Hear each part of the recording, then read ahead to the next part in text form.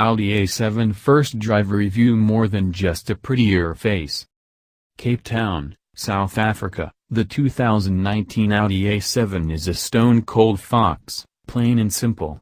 From its rakish squint to its faceted tail, the new Sportback updates the design-centric theme that originated in 2009 with striking, fresh sheet metal.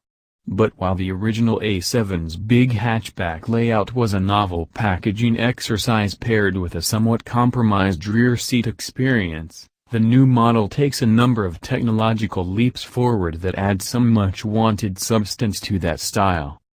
For starters, the new A7 shares enough advanced features with the tech-laden A8 to make it among the most sophisticated sedans on the planet, though Audi isn't sharing all of those bells and whistles with the US market. More on that later. When the A7 drops in the fourth quarter of 2018, it will be launched with the same Trick 3.0 TFSI V6 found in the A8, at least until the sportier S8 arrives with a gruntier V8.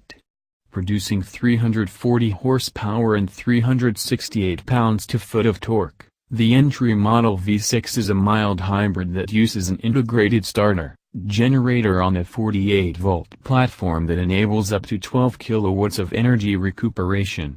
This powertrain is mated to a 7-speed dual-clutch S-tronic gearbox. The so-called belt alternator generator, BAS, is capable of coasting with the engine off within certain speed ranges, though US models won't have the coasting feature at launch. While we're bursting your bubble, we should probably also mention that the A7 won't be offered, at least initially, with the A8's mind-boggling predictive suspension system that scans road surfaces ahead and uses electromechanical dampers to raise the body and control wheel travel, ensuring a silky ride. Instead, the A7 will come with a standard steel spring setup at launch, and an adaptive air suspension will likely be offered as an option. Slide into the new A7, and its redesigned cabin presents a dramatically updated look and feel over the outgoing model. There are pleasantly sculpted interior surfaces with available wood veneer treatments which gently arc and flow with those creases, all clever design features whose only contradictory elements are the oddly out of place, and disappointingly inauthentic, fake rear tailpipes that have spawned throughout the Audi lineup.